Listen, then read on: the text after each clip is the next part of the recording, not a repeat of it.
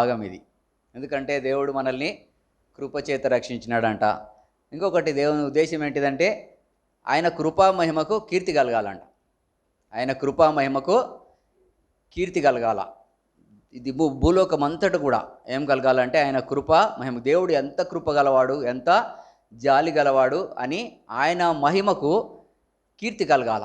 అది దేవుని సంకల్పం. దాని గురించి మనల్ని ఏం చేసినాడంట, పాపముల చేత అపరాధముల చేత చచ్చిన స్థితిలో ఉన్నప్పుడు సైతం మనల్ని క్రీస్తుతో కూడా ఏం లేదు కదా, అక్కడెక్కడ కూడా మన ప్రమేయం లేకుండా ఆయన ఏం చేసినాడంట, మనల్ని సింపుల్గా లేపి క్రీస్తుతో కూడా కూర్చుండబెట్టినట. అర్థమైందా? క్రీస్తుతో కూడా కూర్చుండబెట్టినాడు. అది ఎందుకనంటే ఆయన కృపామహిమకి కీర్తిగా నన్ను ఇక్కడ తీసుకొచ్చి దేవుడు కూర్చుండబెట్టినాడా, ఈ సింహాసనం మీద క్రీస్తుతో కూడా నన్ను కూడా కూర్చుండబెట్టినాడా అని చెప్పేసి అది మనకు మాటలకు ఊహకు మించిందనమాట. అట్లా ఆ విధంగా దేవుడు ఆయన కృపా మహిమకు కీర్తి కలగాలని ఆశపడతా ఉన్నాడు. మన ద్వారా మనల్ని రక్షించుట ద్వారా ఎంత కీర్తి వస్తుందా లేదా అది గమనించాలి. మనం కీర్తి కలగాలంట, దేవుని కృపా మహిమకు కీర్తి కలగాల. అది మీ వలన కలిగింది కాదంటుంది. మీ వలన కలిగింది కాదు, క్రియల వలన కలిగింది కాదు, కేవలం అది దేవుని కృప. It's a gift of God. అది దేవుని యొక్క వరం అంటున్నాడు కదా, ఇదే దేవుని యొక్క వరం ఇచ్చినాడు, నాకు దేవుడు గిఫ్ట్ ఇచ్చినాడు. అట్లా ఆ విధంగా మనం ఆనందించాల, ప్రభులో ఆనందించడానికి దేవుడు కోరుతా ఉన్నాడు. ఈ సందర్భంలో మనము సమయ స్త్రీని చూద్దాం. ఏ విధంగా ఆయన ఈ కార్యం చేయాలని యేసు ప్రభువారు మరి ఆమెను సంధిస్తున్నాడో. యోహాను సువార్త 4వ అధ్యాయం. కృపా మహిమ కీర్తి కలగడానికి దేవుడు సమరయ స్త్రీని సంధించే విధానాన్ని గమనిస్తాం. 21 నుంచి కొన్ని మాటలు చదవండి.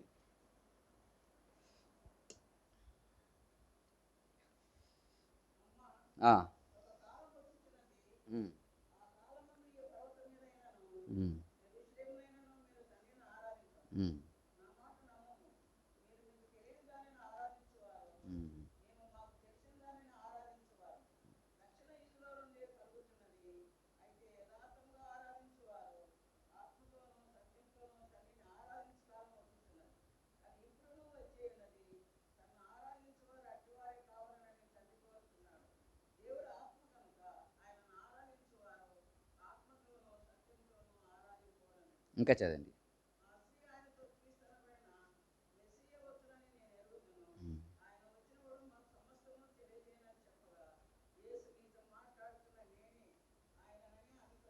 చాలు. ఇక్కడ చూడండి, మరి సమరయ స్త్రీని సంధించే విధానం ఏ యాంగిల్లో చూస్తున్నామంటే, మనము దేవుడు తన కృపా మహిమకి ఏ విధంగా కీర్తి తెచ్చుకోవాలని చూస్తూ ఉన్నాడు. ఆయన కృపా మహిమకి ఏ విధంగా కీర్తి తెచ్చుకోవాలని చూస్తూ ఉన్నాడు. దాన్ని బట్టి మనం ఇక్కడ దీన్ని గమనిస్తున్నాం. ఎందుకనంటే ఎట్లా ఈమె ద్వారా దేవుడు కృపా మహిమకు కీర్తి తెచ్చుకోవాలనుకుంటున్నాడు. ఈమె జీవితం చూస్తే ఒక పాపం జీవితం జీవిస్తూ ఉంది, ఒక పాపాత్మురాల్లాగా జీవిస్తూ ఉంది. కానీ ప్రభు పర్టికులర్గా ఆమెను దర్శించడానికి ప్రయాణమై వస్తూ ఉన్నాడు. ఆమెను పర్టికులర్గా ప్రయాణమై ఆమెను చూస్తూ దర్శిస్తూ వస్తూ ఉన్నాడు. ఎందుకనంటే సమరయ లోపల విశ్వాసం ఉంది, సమరయ లోపల శ్రేష్టమైన విశ్వాసం ఉంది. పాపంలో జీవిస్తూ ఉంది. ఆమె జీవించే విధానం మనకేమో ఆశ్చర్యం అనిపించవచ్చు, ఆమె మంచిది కాదని అనిపించవచ్చు. కానీ యేసు ప్రభు ఆమెను చూసినప్పుడు ఆమె కరెక్ట్ స్టేజ్లో ఉంది. ఆమె ఎట్లా ఉందంటే, ఆమె యథార్థంగా శాస్త్రుల పరిసయ్యుల కంటే ఎంతో యథార్థంగా ఆమె దేవుని వాక్యాన్ని అనుసరించి నడుచుకుంటా ఉంది, ధర్మశాస్త్రం అనుసరించి నడుచుకుంటా ఉంది. నడుచుకున్న దాన్ని బట్టే ఆ కండిషన్లో ఉంది ఆమె. చూడండి ఒక మాట, రోమాపత్రిక 5వ అధ్యాయం 20వ వచనం చదవండి. రోమాపత్రిక 5వ అధ్యాయం 20వ వచనం.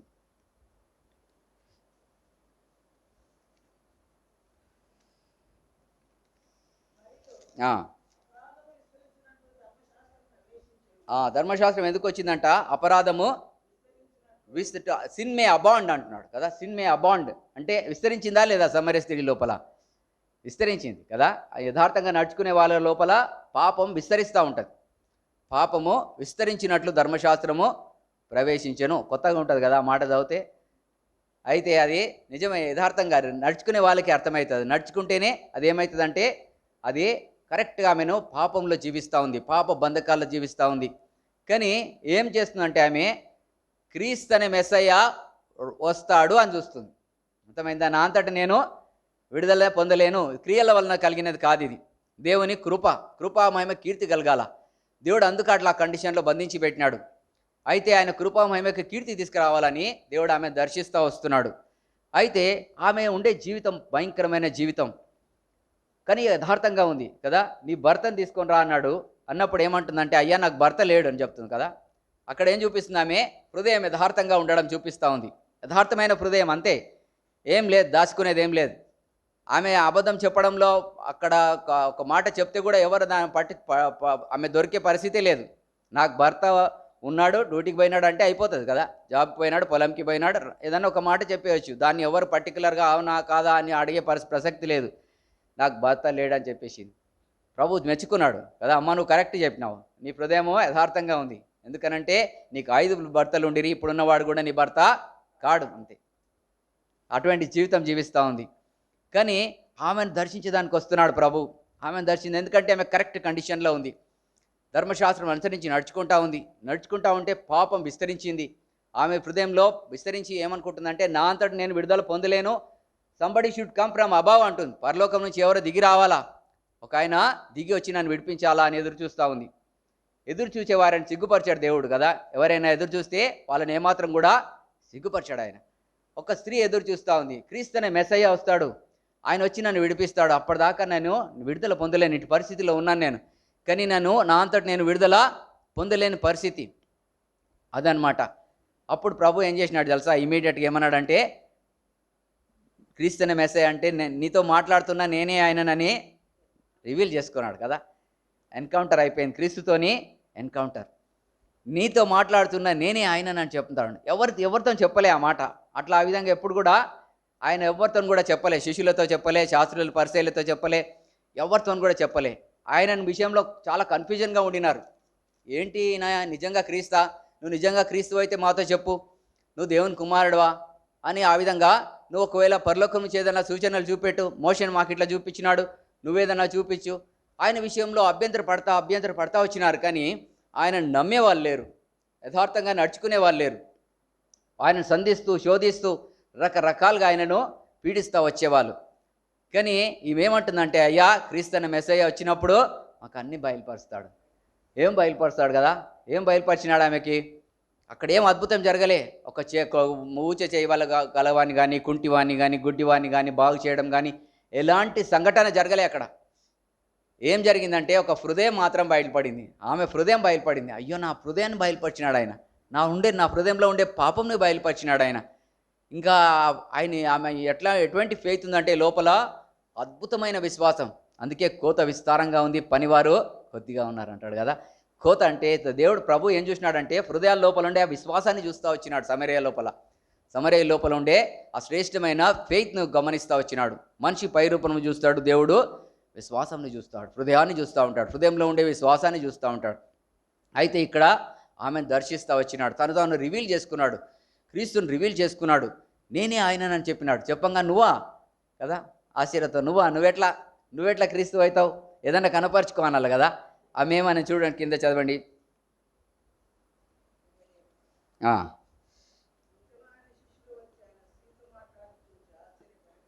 ఆశ్చర్యపడుతున్నారంట వాళ్ళు. స్త్రీతో ఈమెతో మాట్లాడుతున్నాడేంటి, ఈమె ఏంటి పరిస్థితి, అటువంటి వాళ్ళతో మాట్లాడకూడదు కదా అనుకుంటున్నారు వాళ్ళు.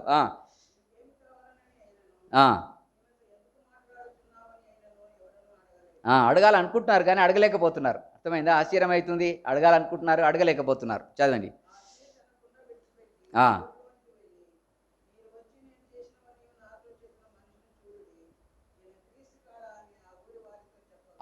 వెంటనే ఆమె ఏమైపోయిందంటే ట్రాన్సాక్షన్ కదా, ఇమ్మీడియట్ ట్రాన్సాక్షన్ అయిపోయింది. ఊర్లోనికి పరిగెత్తుతూ ఉంది. పరిగెత్తిపోయి ఏం చెప్తా ఉందంటే, రండి రండి రండి, నేను చేసినవన్నీ కూడా నాతో చెప్పిన వాడిని చూడండి, ఆయన క్రీస్తు చేసినాడు అని చెప్తూ ఉంది. ఏం చూడలే ఆమె, ఒక్క అద్భుతం కూడా ఆమె కళ్ళారా చూడలేదు ఆమె. కానీ ఆమె హృదయం ఒక్కటి బయలుపడింది. హృదయంలో ఉండే పాపం బయలుపరిచినాడు ఆయన, ఆ జీవితాన్ని బయలుపరిచినాడు. అయితే వెంటనే ఆమె ఏం చేస్తుందంటే సువార్థికురాలు అయిపోయింది. ఇమ్మీడియట్గా ఒక పాపాత్మరాలు ఏమైపోయిందంటే సువార్థికురాలు అయిపోయింది. ఆమె ప్రీచ్ చేయడం మొదలు పెడతా ఉంది. పరిగెత్తుకొని చెప్తా ఉంది. అందరు పరిగెత్తుకొని వస్తున్నారు, ఆ మాట వింటున్నారు. ఆ మాటలు స్ట్రెంగ్త్ ఉంది, బలం ఉంది. అటువంటి మాటలు ఆమె ఊర్లో అందరికి చెప్తారు, అందరికి పరిగెత్తుకొని వచ్చేస్తూ ఉన్నారు. అందరు రక్షణ పొందడానికి కారణమైపోయింది ఒక పాపాత్మరాలు. ఇమ్మీడియట్ ట్రాన్సాక్షన్ కదా, ఇమ్మీడియట్ ట్రాన్సాక్షన్, సెకండ్స్లలో ట్రాన్సాక్షన్ జరిగిపోయింది. అట్లా ఆ విధంగా మనకు నిజమైన నెమ్మది, నిజమైన సంతృప్తి ఇస్తూ ఉంటాడు దేవుడు కదా. ఈ ట్రాన్సాక్షన్, ఆమెకి ఇచ్చే నీళ్ళు, అమ్మ నేను ఇచ్చే నీళ్ళు తాగితే ఇంకెన్నడు కూడా దప్పిగానవు. నేను కూడా ఈ నీళ్లు దేవుడు నన్ను ట్రాన్సాక్షన్ జరిగింది ఇమీడియట్గా 91లో 26 జనవరి రోజు ఒక యూత్ మీటింగ్లో కూర్చొని వెనకాల కూర్చొని వాక్యం వింటూ ఆ విధంగా చిన్న ప్రార్థన చేసుకున్నాను. ఇమీడియట్ ట్రాన్సాక్షన్ ఎంత అద్భుతంగా ఉందంటే అంత అద్భుతంగా ఉంది. ఈరోజు వరకు ఇడిచిపెట్టలే నేను. ఈరోజు వరకు కూడా అదే సంతోషం, అదే ఇది చూడండి ఎట్లా వచ్చింది ఈ సంతోషం. అయ్యో నేను ఎన్నెన్నో తాగినాను, ఏమేమో చేసినాను, దాంట్లో ఎక్కడ లేదు కదా ఇంత అద్భుతమైన సంతోషం. ఆ దినం సాయంకాలం టెస్ట్ మనీ చెప్తున్నాను. బాబురావు బ్రదర్ ఏం చెప్తున్నాడు అంటే ఇది చెప్తున్నాడు, సమర స్త్రీది తీసి చెప్తున్నాడు అనమాట. నేను టెస్ట్ మనీ చెప్పిన తర్వాత సమర స్త్రీది తీసి ఆ మాటలు ఆయనకు తృప్తి కలిగింది, సాటిస్ఫాక్షన్ అని చెప్తా ఉన్నాడు. చూడండి ఆ విధంగా చూడండి నిజమైన సంతృప్తి కలుగుతూ ఉంది. అప్పుడే మనకు మన హృదయంలో నుంచి యథార్థమైన ఆరాధన వస్తుంది అనమాట. యథార్థంగా అంటే పూర్ణ మనసుతో, పూర్ణ ఆత్మతో, పూర్ణ వివేకంతో దేవుడు నన్ను సేవించాలా, అది దేవుని కోరిక. ఇవన్నీ ఎప్పుడు వస్తాయంటే ఈ ఎన్కౌంటర్ జరిగినప్పుడే, క్రీస్తుతో ఎన్కౌంటర్ జరిగినప్పుడే, క్రీస్తు ఎవరని బయలుపడినప్పుడే ఆ విధంగా వస్తూ ఉంటాయన్నమాట. అయితే సమరయ స్త్రీకి దేవుడు తాను బయలుపరుచుకునే విధానం అద్భుతమైంది. ఎవరు కూడా బయలుపరుచుకోలే. పేతురు ఒక సందర్భంలో అన్నాడు కదా, ఏమన్నాడు, నీవు సజీవుడవైనా దేవుని కుమారుడవైనా క్రీస్తు అన్నాడు. అంటే ప్రభు వెంటనే ఏమన్నాడు తెలుసా, వెరీ గుడ్ అనలే, ఇది నీకు రక్తమాంసం నీకు బయలుపరచలేదు, పరలోకమందున్న నా తండ్రి నీకు బయలుపరిచినాడు. అది మామూలుగా బయలుపడేది కాదు బిడ్డ, అది పైనుంచి రావాలా, పైనుంచి పరలోకం నుంచి దేవుడు నీకు రివీల్ చేసినాడు, అది పరలోక తండ్రి రివీల్ చేసినాడు నాన్న అని చెప్పుకుంటూ వచ్చినాడు. ఆ విధంగా ఈయన తాను ఇమ్మీడియట్గా రివీల్ చేసుకున్నాడు సమరయ స్త్రీకి. ఎంత అద్భుతమైన ట్రాన్సాక్షన్, ఎంత అద్భుతమైన ఇది. అప్పుడు యథార్థమైన ఆరాధన వస్తుందన్నమాట. యథార్థవంతులు ఆరాధన చేస్తారు.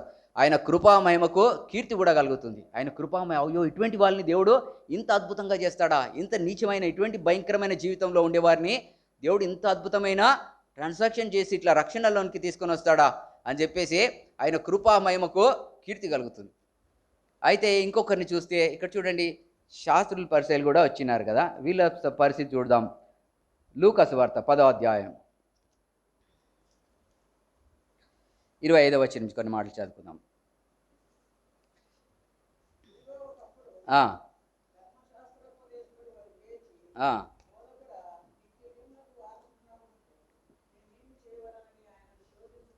వీళ్ళ పని ఎట్లుంది చూడండి, శాస్త్రుల పరిచయాల పని ఎట్లుంది, సమరయ స్త్రీ యొక్క పని ఎట్లుంది, ఆమె హృదయం ఎట్లుంది, వీళ్ళ హృదయం ఎట్లుంది. క్రీస్తు అనే మెస్సయ్య వస్తాడు అంతే. ఆమె జవాబు ఎట్లుందంటే క్రీస్తు అనే మెస్సయ్య వస్తాడు, మాకేం తెలియదు, ఇంకా నేను ఇట్లా జీవిస్తున్నాను, ఆయన వచ్చినప్పుడు మమ్మల్ని విడిపిస్తాడు. వీళ్ళు ఏం చేస్తున్నారంటే ఏం కావాలంటే ఈయనకు నిత్య జీవం కావాలంట. నిత్య జీవం కావాలంటే నిత్య జీవం కావాలి. శాస్త్రులు వాక్యం తెలుసు, వీళ్ళకి వాక్యం తెలుసు, శాస్త్రు బాగా వాక్యం పండితులు అనమాట. కానీ అనుసరించి నడుచుకోలే. అయితే వీళ్ళ హృదయం ఎట్లుందంటే నిత్య జీవం పొందడానికి నేనేం చేయాలని అడుగుతూ వస్తున్నారు అనమాట. ఎట్లా అడుగుతున్నారు మళ్ళీ, అది కూడా శోధించుచు అడుగుతున్నారు. ఎవరిని? దేవుని శోధించేచు అడుగుతూ వస్తున్నారు అనమాట. దానికి జవాబులు కదా, ప్రభు నిత్య జీవం కావాలంటే ఏం చేయాలా, చదవండి కింద వచ్చిన ధర్మశాస్త్రంలో ఏం రాసినారు, ఏం రాసినారు, ఏం చదువుతున్నావు, అది అనుసరించి నడుచుకుంటే ఆటోమేటిక్గా నీకు తెలిసిపోతుంది నిత్య జీవం ఎట్లా వస్తుందో. అయితే యథార్థంగా నడుచుకోలే వాళ్ళు కదా. నడుచుకుంటే ఎట్లా వస్తుందంట చూడండి, యోహాను సువార్త 5వ అధ్యాయము 39వ వచనం చదువుకుందాం. యోహాను సువార్త 5వ అధ్యాయం 39వ వచనం.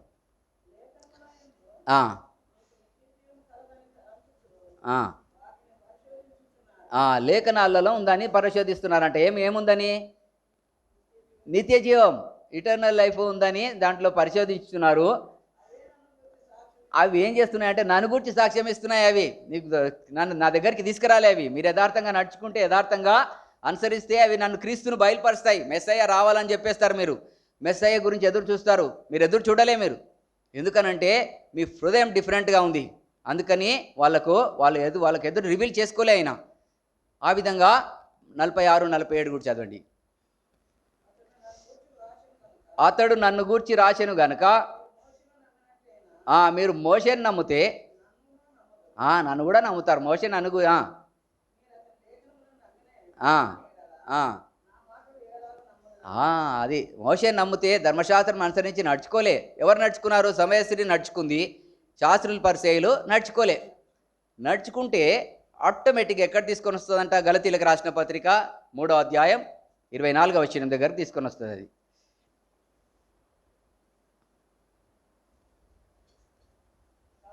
ఆ, ఆ, ఆ, ఆ, ఏముందంటే అది ధర్మశాస్త్రం మనకు బాలశిక్ష ఎక్కడ నడిపిస్తుందంట? అది సమరస్త్రీలాగా నడిపిస్తుందంట. సమరస్త్రీని తీసుకొని వచ్చింది కదా, క్రీస్తు అనే మెస్సయ్య రావాలా, ఆయన వచ్చినప్పుడు నన్ను విడిపిస్తాడు, క్రీస్తు అనే మెస్సయ్య గురించి ఎదురు చూస్తున్నాము అని చెప్తుంది అనమాట. అది అక్కడ తీసుకొని వస్తుంది. అయితే నడుచుకోలే. మోషే ధర్మశాస్త్రం అని చెప్పుకుంటూ వస్తున్నారు, శాస్త్రులు పరిచయాలుగా ఉంటా ఉన్నారు, కానీ హృదయము యథార్థంగా లేదు. అయితే దాన్ని ఆ విధంగా నడుచుకున్నందువల్ల తను తాను రివీల్ చేసుకోలేడు, ఆయన తను తాను బయలుపరచుకోలేకపోయినాడు. అందుకని ఎట్లా ఉంది పాపం జీవితం జీవిస్తున్నామా, ఎట్లా జీవితం? ఆశ్చర్యం కదా. ఒక సమయం ఒక పాపాత్మురాలకి ఏమో రివీల్ చేయబడుతున్నాడు, శాస్త్రుల పరిచయాలకు రివీల్ చేయబడలే. ఎందుకనంటే హృదయ వైఖరిని బట్టి. అందుకనే వాళ్ళకి వర్షిప్ రాదు. వర్షిప్ ఎవరికి వస్తుందంటే ఎన్కౌంటర్ జరిగిన వాళ్ళకే. వాళ్ళే దేవునికి కృపా మహిమకు కీర్తి తీసుకొని వస్తారు. ఇప్పుడు చదువుకుందాం లూకాసు వార్త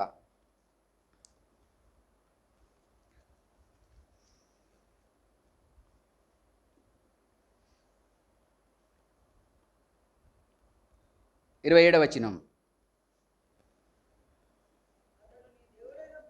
ఆ, ఉమ్, ఆ, ఏం చెప్తున్నాడు? 2 వచనాలు చెప్పినాడు కదా. నువ్వేం చదువుతున్నావు, ఏమి రాసినారు దాంట్లో అంటే? ఆయన ఏం చెప్పినాడంటే, నీ పూర్ణ మనసుతో, పూర్ణ ఆత్మతో, పూర్ణ వివేకంతో నీ దేవుడైన యెహోవాను సేవించాలా. రెండవది, నిన్ను వలే నీ పొరుగువానిని కూడా నిన్ను వలే నీ పొరుగువానిని కూడా ప్రేమించాలా అని చెప్పినాడు కదా. ప్రభు ఏమనుకుంటున్నాడు? నిత్యజీవం కావాలంటే ఏం వెతుకుతున్నావు అన్నాడు. ఇక్కడ చూస్తే ఈయన ఈ జవాబు ఇచ్చినాడు కదా. ఈ జవాబుకు ప్రభు ఏమన్నాడంటే, నువ్వు సరిగ్గా చెప్పినావు, అట్లా చేయమని చెప్తున్నాడు. ఎందుకంటే చేయలే వీళ్ళు ఏం చేసినారంటే, చదవండి. నువ్వు సరిగా ఉత్తరం ఇచ్చినావు, అలాగూ చేయి, అంతే. చేస్తూ ఉంటే ఆటోమేటిక్గా నడిపిస్తుంది బిడ్డ. నువ్వు అది కరెక్ట్గా చేయమని చెప్పినాడు. చదవండి. ఎందుకంటే ధర్మశాస్త్రానుసారంగా కరెక్ట్గా నడుచుకుంటేనే నువ్వు జీవిస్తావు. ఎక్కడైనా ఒక దాంట్లో తప్పిపోతే మళ్ళీ శాపగ్రస్తుడు అయిపోతావు. అర్థమైందా? దాన్ని మళ్ళా శాపం తెచ్చుకుంటావు.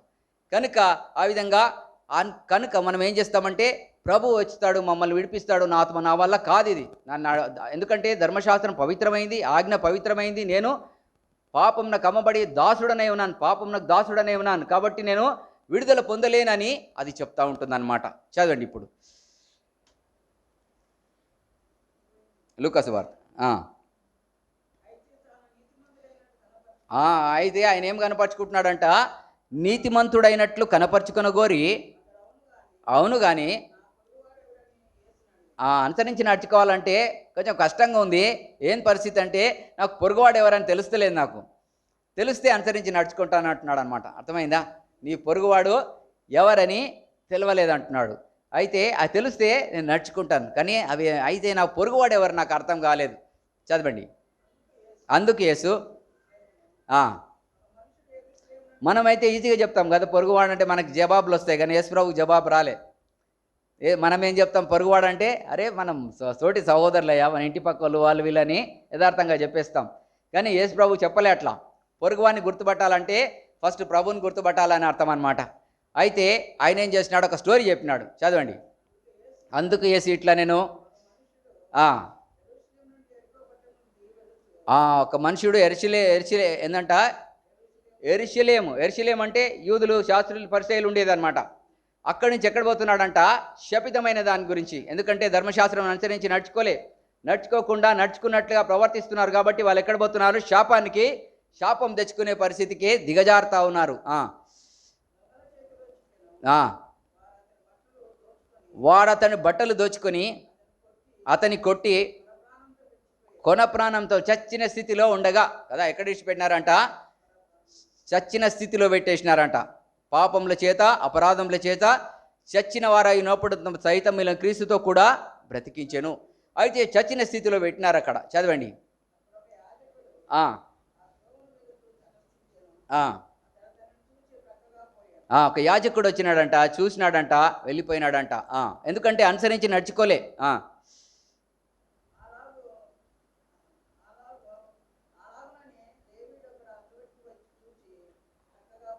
ఒక లేవీడు కూడా వచ్చినాడంట, ఆ పక్కగా చూసి వెళ్ళిపోయి, ఆయన కూడా నడుచుకోలే.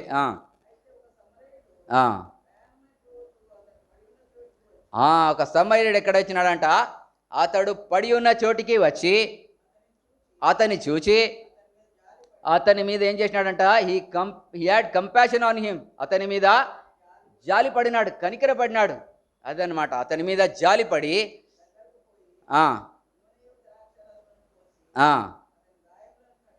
అతని గాయములను కట్టి అవన్నీ పెట్టుకొని తిరుగుతున్నాడు. ఆయన ఏమేమి పెట్టుకొని తిరుగుతున్నాడు? నూనె, ద్రాక్షారసం కదా, అన్నీ పెట్టుకొని తిరుగుతూ ఉన్నాడు అనమాట. ఒక మనుషుడు వచ్చినాడు, వచ్చేసి నూనె, ద్రాక్షారసం అన్నీ పెట్టుకొని తిరుగుతూ ఉన్నాడు అనమాట. అతని మీద కనికర పడినాడు కదా, జాలి పడినాడు. నాకు ఏం గుర్తుకొస్తుందంటే, మన ప్రతిభ అపార్ట్మెంట్లో ఒక సిస్టర్ ఉండే, ఇప్పుడు లేదు ఆమె, దేవుడు తీసుకున్నాడు ఆమె. అయితే ఆమె ఏం చేసిన కాదు, ప్రతిభ అపార్ట్మెంట్లో ఒక సిస్టర్ ఉంది, ఆమె స్టాఫ్ నర్స్గా పనిచేస్తూ ఉండేది. అయితే ఆమె ఏం చేస్తుందంటే, ఒకరోజు వాళ్ళ ఇంటికి వెళ్తే ఆ పిల్లలు ఉన్నారు, 3 ఆడపిల్లలు, పైన ఉంటుంది ఫస్ట్ ఫ్లోర్. అయితే ఆమె ఏం చేస్తుందంటే, వాళ్ళ పిల్లలు సోఫాలో కూర్చొని ఒక కుక్క పిల్లని, స్ట్రీట్ డాగ్ను పెట్టుకొని ఆడుకుంటున్నారు. దానితో ఆడుకుంటుంటే, అక్క ఏంటిది పిల్ల ఇక్కడ తెచ్చినారు ఈ కుక్కనంటే, ఏమంటుందంటే, లేదు నాయనా, నేను డ్యూటీ నుంచి వస్తుంటే అక్కడ ఒక చెట్టు కింద కుక్క 3 పిల్లల్ని పెట్టింది. పెడితే 2 కుక్క పిల్లల్ని గద్ద చంపేసింది, ఆయన తీసుకొని పోయింది. ఇది ఒక్కటే ఉంది, ఇంకా దీన్ని కూడా చంపేస్తాయని చెప్పేసి నాకు జాలి అనిపించింది, దాన్ని తీసుకొచ్చినాను. బాగా స్నానం చేసి, సబ్బు పెట్టి స్నానం చేసి మళ్ళీ దాన్ని పిల్లలు ఆడుకుంటున్నారు అని చెప్తుంది. అది మన పరిస్థితి. అర్థమైందా? కనికర పడ్డం అంటే, జాలి పడ్డం అంటే, అయ్యో దీని పని అయిపోతుంది, ఇది నాశనం అయిపోతుంది అని చెప్పేసి దేవుడు ఏం చేసినాడంట, కనికర పడినాడంట. అతని మీద కనికరపడి దానికి స్నానం చేపించి శుభ్రం తీసుకొచ్చి క్రీస్తుతో కూడా కూర్చుండబెట్టాను. అది మన పరిస్థితి. అందుకనే ఏ శరీరం కూడా ఆయన ఎదుట అతిశయించకూడదంట. అతిశయిస్తే క్రీస్తు మహిమకు, కృపామహిమ కీర్తి కలగదు. ఏ కృపామహిమ కీర్తి కలగదు. ఎక్కడ కూడా ఒక మన క్రియ ఉండకూడదు. ఇది వరం, దేవుని వరం. అది అర్థం కావాలి కదా. ఆ విధంగా మరి కనికరపడినాడు. అతని మీద కనికరపడి అతనికి గాయములు కట్టి, నూనె పోసి గాయములు కట్టి, ఇంకేం చేసినాడు చదవండి. తన వాహనం మీద ఎక్కించుకొని ఆ ఒక పూటకుల వాని ఇంటి వరకు తీసుకొని పోయి అతన్ని పరామర్శించి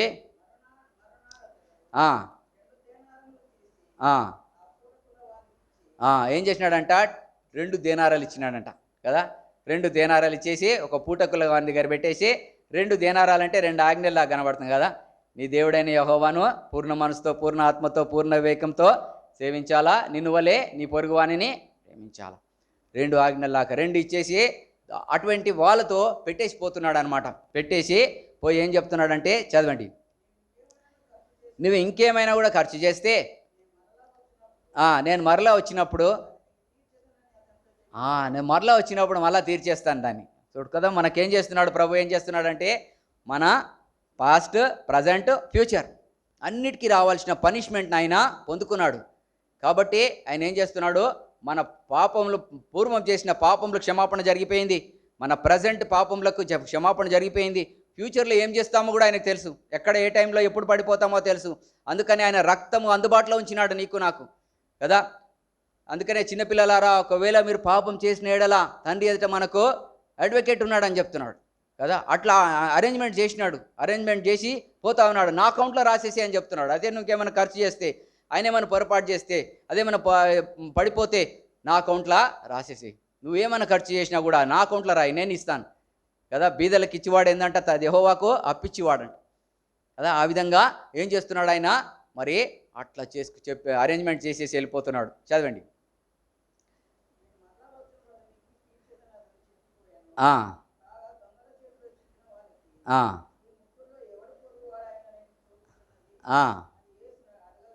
యేసు అడగగా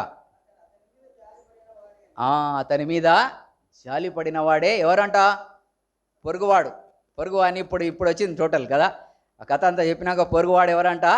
అతని మీద జాలి పడినవాడు, సమరేయుడు కదా. సమరేయుడు గుర్తుపట్టాలి, సమరేయుడు ఎవరని గుర్తుపట్టాలి కదా.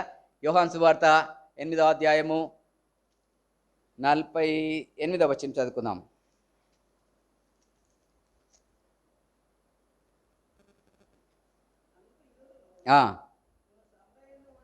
నీవు సమరయుడవును, దయ్యం పట్టిన వాడవును. ఎవరంటే ఇప్పుడు సమరయుడు? యేసుప్రభు అంట కదా. యేసుప్రభు అంట సమరయుడంట, దయ్యం పట్టినవాడంట. నేను చెప్పే సంగతి కరెక్టే, అది నువ్వు సమరయుడవని చెప్తా ఉన్నారనమాట. ఆ విధంగా సమరయుడిగా వస్తూ ఉన్నాడు, మంచి సమరయుడిగా ఆయన భూలోకానికి వస్తూ ఉన్నాడు. నూనె, ద్రాక్షారసం అన్ని తీసుకొని వస్తూ ఉన్నాడు, పరిశుద్ధాత్మ సహాయాన్ని తీసుకొని వస్తూ ఉన్నాడు, మనల్ని ఆదరిస్తూ ఉన్నాడు, ఓదారుస్తూ ఉన్నాడు, మన కట్లు కడుతూ ఉన్నాడు, మన గురించి, మన ఫ్యూచర్, పాస్ట్ ప్రజెంట్ ఫ్యూచర్ గురించి సంపూర్ణంగా అరేంజ్మెంట్ చేసేసి వెళ్ళిపోతూ ఉన్నాడు. ఆ విధంగా ప్రభు ఇదంతా కూడా వరం, కృపచేత జరిగింది. ఆయన కృపా మహిమకు కీర్తి కలగాల. ఎందుకనంటే అతని మీద జాలి పడినవాడు. జాలి పడాల. ఎవరు జాలి పడగలుగుతారు మన మీద? మనుషులు జాలి పడలేరు కదా, మనుషులు జాలి పడలేరు. కీర్తన గ్రంథం 86వ అధ్యాయం 15వ వచనం చదువుకుందాం.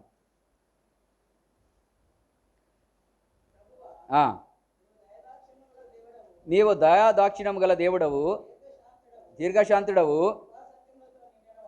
కృపా సత్యములతో నిండిన వాడవంట కదా. నిండిన వాడవు. నేను చదువుతాను. But you O Lord are a God full of compassion, gracious, long suffering and abundant in mercy and truth. దేవుడు full of mercy and truth. దేవుడు మాత్రమే ఆయన కనికరం గల దేవుడు, కృప కలిగిన దేవుడు. ఆయన మాత్రమే జాలిపడే దేవుడు. కనుక ఆయన జాలిపడాలా, ఎవరో జాలిపడేది కాదు. నీ సహోదరుడు ఎవరని తెలవాలంటే నీ మీద జాలిపడిన వాడు ఎవడనేది గుర్తుపట్టాలా. నీ మీద జాలిపడిన వాడు ఎవరనేది గుర్తుపట్టాలా. ఆ విధంగా చూడండి, 2వ రాజులు 13:23 కూడా ఒక మాట చదువుకుందాం.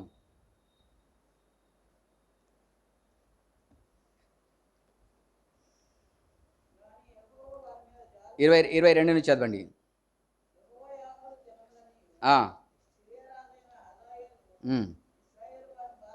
ఇశ్రాయేలుని వారి బాధ పెట్టెను. ఎవరంట? కానీ ఇశ్రాయేల్ కరెక్ట్గా లేరు, దేవుని ప్రజలు దేవునికి అనుకూలంగా లేరు. అయినప్పటికీ దేవుడు ఏం చేసినాడంట? వారి మీద జాలి పడినాడంట. చదవండి.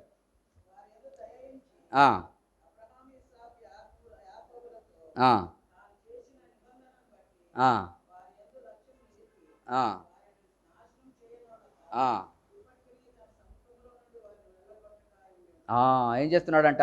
అబ్రహాము, ఇస్సాకు, యాకోబులతో చేసిన నిబంధనను బట్టి దేవుడు ఏం చేస్తున్నాడంట? వారి మీద జాలి పడుతున్నాడంట, కనికరిస్తున్నాడంట కదా. ఆ విధంగా ఆయన చెప్తున్నాడు. యెహెజ్కేలు గ్రంథం 16వ అధ్యాయంలో ఆయన చెప్తా ఉన్నాడు కదా. యెహెజ్కేలు గ్రంథం 16వ అధ్యాయం మొదటి నుంచి కొన్ని మాటలు చదువుకుందాం.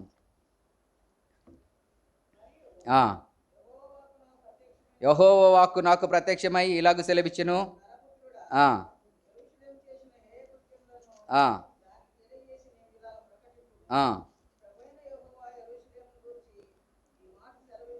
ప్రభు అయిన యెహోవా యెరూషలేమును గురించి ఈ మాట సెలవిచ్చుచున్నాడు. నీ ఉత్పత్తి, నీ జననము, ఎందుకంటే పుట్టుకతోనే నువ్వు పాపివి అనే సంగతిని జ్ఞాపకం చేస్తున్నాడు దేవుడు. నీ స్వభావం కూడా పాపం స్వభావం అని జ్ఞాపకం చేస్తున్నాడు. చదవండి.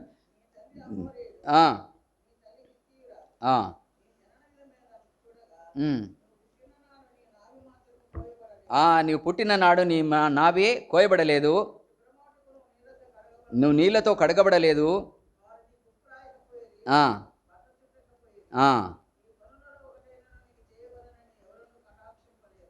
ఎవరు కూడా నీ మీద కనికరపడలేదు. నీ యందు జాలిపడి వాడు ఒకడుగుడు లేకపోయిను. చూడనీక అసహ్యంగా ఉంటివి. నీ యొద్దకు వచ్చి రక్తంలో కదా, దొంగల చేత కొట్టబడి రక్తంలో పొరుతున్న పరిస్థితి అంట కదా. అటువంటి స్థితిలో నిన్ను చూచి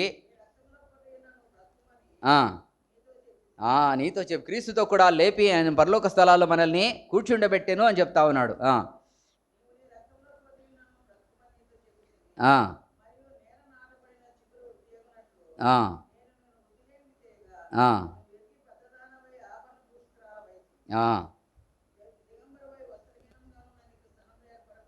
ఆ, ఉమ్, ఆ, ఆ, ఆ, అట్లా చేసినాడంట కదా. నేను పెళ్లి చేసుకున్నగా నాకు నా దానవు అయితే పాట పాడినాం కదా, నువ్వు నా దానవు నా వాడను అని ఆ విధంగా దేవుడు నిబంధన చేసుకున్నాడంట నీతో నాతో. మన సొత్తుగా చేసుకున్నాడు, జనాంగంగా చేసుకున్నాడు. ఎందుకనంటే మన స్థితిని, యెరూషలేము స్థితిని ఆ విధంగా మరి ఆత్మీయంగా ఆయన బయలుపరుస్తూ వస్తున్నాడు. మనకు అర్థం కాదు, మీరు పాపముల చేత అపరాధముల చేత చచ్చినట్లా ఉన్నారా అంటే మనకు అర్థం కాదు. మనం బతికే ఉన్నాం కదా అనుకుంటాం. దేవుని దృష్టిలో అట్లా కనబడతా ఉన్నారనమాట. మనుషులు ఎట్లా కనబడతానంటే చచ్చిన స్థితిలో, రక్తంలో పొడుతున్న పరిస్థితి, దొంగల చేత కొట్టబడిన పరిస్థితి, ఎవరు కూడా మనల్ని కనికరించలేని పరిస్థితి. ఆ పరిస్థితిలో ఆయన మాత్రమే కనికరిస్తాడు, ఆయన మాత్రమే జాలి పడతాడు కదా. మీకా గ్రంథం 7వ అధ్యాయం 19 వచ్చిన చదువుకుందాం. యోనా మీకా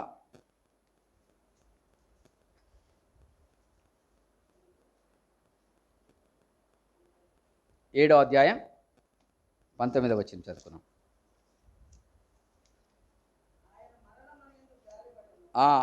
ఆయన మరలా మన యందు జాలిపడును.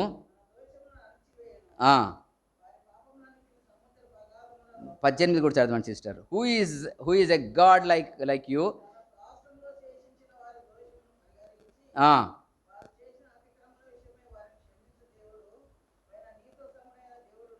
నీతో ఎవరు సమానుడే ఎవరు కూడా లేరు. నువ్వు ఎందుకంటే పాపంలో ఉన్నతం సంపూర్ణమైన ప్రాయశ్చిత్తం చేసినా నీ వంటి దేవుడు ఎవరు కూడా లేరని చెప్తా ఉన్నాడు. చదవండి. దేంట్లో సంతోషపడతా ఉంటాడంట ఆయన? కంపాషన్ చూపెట్టడానికి, జాలి పడడానికి ఎవరు ఇష్టపడతారు? మనుషుడు ఇష్టపడాడు, దేవుడు ఇష్టపడతాడు అనమాట. ఆయన జాలి పడడానికి దేవుడు ఇష్టపడే దేవుడు.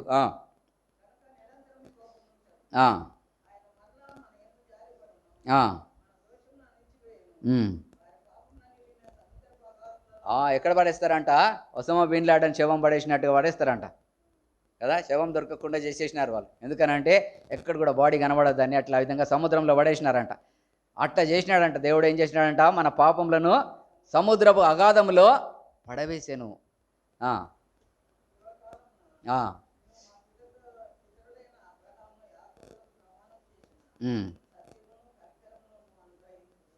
ఆ విధంగా దేవుడు కనికరం చూపే దేవుడు కదా. నిర్గమకాండం 33వ అధ్యాయం 18 వచనం. నిర్గమకాండం 33వ అధ్యాయం 18 వచనం.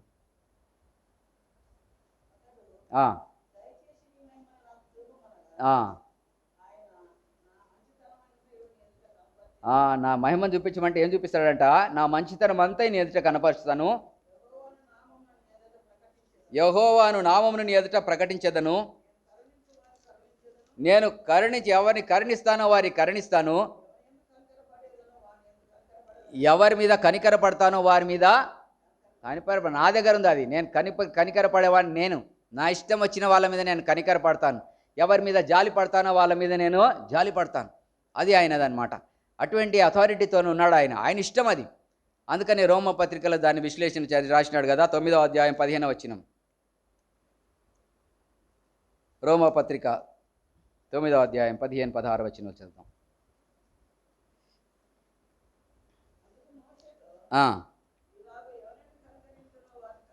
మోషేతో ఏమన్నాడంట? నేను ఎవరిని కనికరిస్తానో వాడిని కనికరిస్తాను,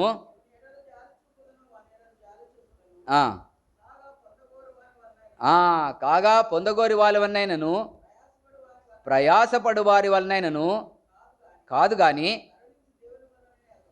కరుణించు దేవుని వలననే అగును కదా. చాలామంది అనుకుంటా ఉంటాం కదా, బాప్టిజం తీసుకోవాలా, రక్షణ పొందాలంటే ఇప్పుడు కాదు అప్పుడు, ఇప్పుడు కాదు అప్పుడు కాదు ఇప్పుడు అంటా ఉంటాం. అయితే దేవుడు ఏమంటున్నాడంటే పొందగోరితే వచ్చేది కాదంట. అది మనం పొందాలనుకుంటే వచ్చేది కాదంట. ప్రయాసపడితే కూడా రాదంట అది. ఒకవేళ మనం ప్రయాసపడి రక్షణ పొందుదామంటే రాదంట. ఎట్లా వస్తుందంట అది? ఆయన కన్ను దృష్టి పడాల మన మీద. వీని మీద జాలి పడుతున్నాను అనాలి. వీని మీద నేను జాలి పడుతున్నాను, వీని మీద కనికరిస్తున్నాను. పోనీ వాడు నాశనం అయిపోతాడేమో, వీని లేపుదాం, కడిగేసి తీసుకొచ్చి సోఫా మీద కూర్చోబెడదామని అనుకుంటాడనమాట. అదనమాట. ఆయన దృష్టి పడాలా. ఒక్కసారి ఆయన దృష్టి ఆయన మీద పడిందంటే ఇంకా నీకు ఎట్లా అంటే ఇంక నీకు అన్నీ దొరికిపోయినట్టే. నీ బతుకు పావనం అయిపోయినట్టు, నీ జీవితము పావనం అయిపోయింది. ఎందుకంటే ఆయన దృష్టి నా మీద పడిపోయింది ఒకరోజు అంతే. అది మళ్ళీ తీయడు ఆయన. అర్థమైందా? పర్వతం తొరిగిపోయినను మెట్టలు తత్తిరిల్లని నా కృప నిన్ను విడిచిపోదు. ఎటువంటి నిబంధన? నోవా కాలంలో చేసిన నిబంధన వంటి నిబంధన అంటున్నాడు కదా. నీళ్ళతో చేసిన నిబంధన ఇంకా భూమిని ఎప్పుడు తుడిచిపెట్టదని చేసినాను, అటువంటి నిబంధన ఇది. కనుక నీకు ఎప్పుడు కూడా నీవు నాశనం కావు, ఇంకా ఎప్పుడు కూడా నువ్వు నాశనం కాదు. నువ్వు నా సొత్తు అంతే. ఎందుకనంటే నీ మీద జాలి పడినాను, నేను నీ మీద కనికర పడినాను, నా దృష్టి నీ మీద పడింది. అది గుర్తుపట్టుకోవాలి మనం. వర్షిప్ చేసేదానికి ఏం రావాలంటే, దేవా నీ దృష్టి నా మీద పడిందా? నా చచ్చిన స్థితిలో ఉన్నప్పుడు నీ దృష్టి నీ కన్నులు నన్ను చూసినాయి అంతే. ఒక్కసారి చూసినాయి అని గుర్తుపెట్టుకుంటే చాలు. ఆయన కన్ను నా మీద పడింది, అది నన్ను కృప విడిచిపోదని అర్థమైపోతుంది. ఎప్పుడు కదా విడిచిపోవడం కానీ ఆ కృప నేను. అటువంటి కృపతో దేవుడు దర్శిస్తూ వస్తున్నాడు. మనం పొందుకుంటే ప్రయాసపడితే వచ్చేది కాదంటే రక్షణ. అందుకని క్రియల వలన కలిగినది కాదు, మీ వలన కలిగినది కాదు, అది దేవుని వరం అని చెప్తున్నాడు. దేవుని వరం, అది మీ వలన కలిగింది కాదు. అట్లా ఆ విధంగా దేవుడు స్పష్టంగా చెప్తున్నాడు అనమాట. ఎట్లా వచ్చిందంటే అది ఒక మాట చదువుకుందామా? లూకా సువార్త 15వ అధ్యాయం 20వ వచనం చదువుకొని వర్షిప్ చేసుకుందాం. 15వ అధ్యాయం 20వ వచనం.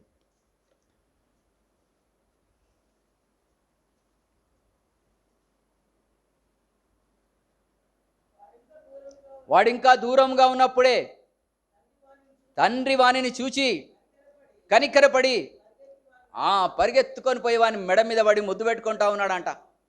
అదనమాట కనికరపడ్డం అంటే. వాడు ఇంకా దూరంగా ఉన్నాడు కదా. మనం ఎట్లా ఉన్నామంట, మీరు దూరస్తులో విన్నప్పుడు సైతం ఆయన మనకు క్రీస్తు మన గురించి చనిపోయినాడంట.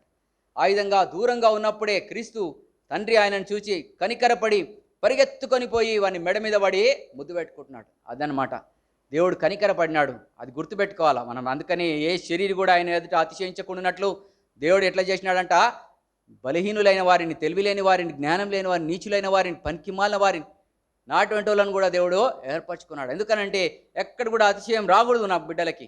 ఎప్పుడు కూడా గుర్తుంచుకోవాలా. ఎప్పటికీ కూడా మనం ఎప్పుడు గుర్తుంచుకోవాలంటే, నేను చచ్చిన స్థితిలో ఉన్నప్పుడు నన్ను లేవనెత్తినాడు ఆయన అనేది గుర్తుంచుకోవాలా. క్రీస్తుతో కూడా కూర్చుండబెట్టినాడు. అది వరం, దాంట్లో ఏ క్రియ లేదు కదా. దాంట్లో ఏ క్రియ లేదు కదా. 11వ అధ్యాయం రోమ 11:6 ఒక మాట చదువుకోండి.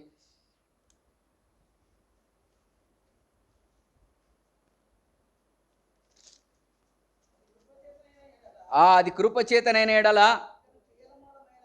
ఇది క్రియల మూలమైనది కాదు, కాని ఎడల కృపకు అర్థం ఉండదంట.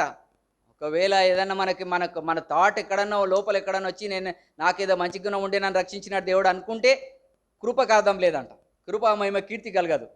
దేనికి పనికిరాని ప్రభా, నాకు దేనికి పనికిరాను, నాకు అటువంటి వాడిని, దేనికి అయోగ్యుని నన్ను తీసుకొని వచ్చి నన్ను ఉచితంగా నన్ను లేవనెత్తినావు, నువ్వు నా మీద కనికరపడినావు, జాలి పడినావు.